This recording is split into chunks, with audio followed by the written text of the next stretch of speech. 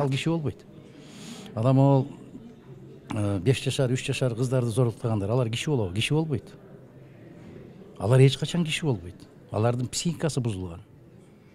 Төлүктү баягындай бир өмүр бою түрмөгө салып койсо болот дегенде, бирок өмүр бою аны бирөө багыш керек да, бирөө караш керек да.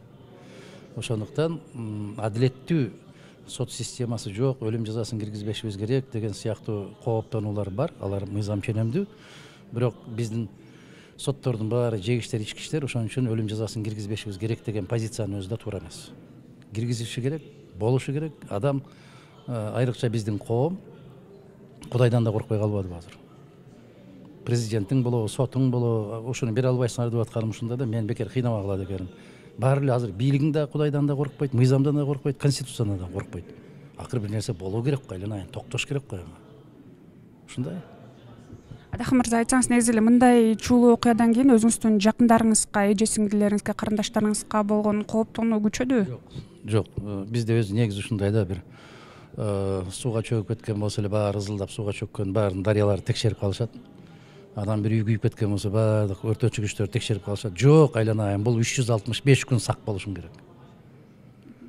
Анан мондай болуп, ушундай болуп атат, анан ушул толкунга түшүп калайын, элдин наразычылыгына кошулуп калайын дегендей сыяктуу бир мындай бир артисттикти токтотуш керек да.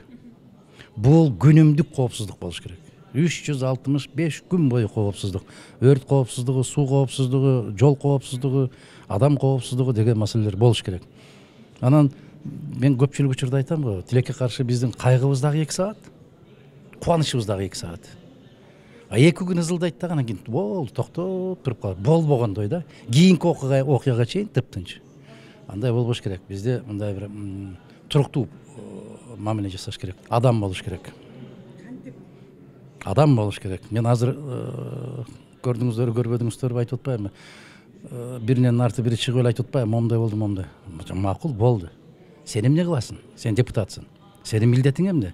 Мыйзамдын аткарылышын көзөмөлгө алыш. Ошондой кыла аласыңбы? Жок, анда сүйлөбө. Момундай болуп, аябай сонун сүйлөшөт да, анан колдоп койгула десе эле жылмыңдашып эле колдоп берип атпайбы? Ошон үчүн жогорку кеңештин жүзү жок, позициясы жок. Жетелеме, оома. Ал жагына, бул жагына кылтыңдап турат. Эгерде бекем турган болсо, мыйзамдын аткарылышын каттуу көзөмөлгө ала турган болсо, мен айттым го, бийлебеген министриңди көрөйүн, баары бийлеп келет ушул жерге. Бирок андай жогорку кеңеш жок.